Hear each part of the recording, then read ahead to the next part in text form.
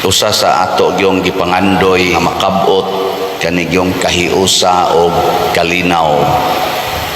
Ligay mong tupad na malinaw ra mo sa inyo. Nako no. Kay daghan ra baron kaayo nga wa na gyud magmalinawon.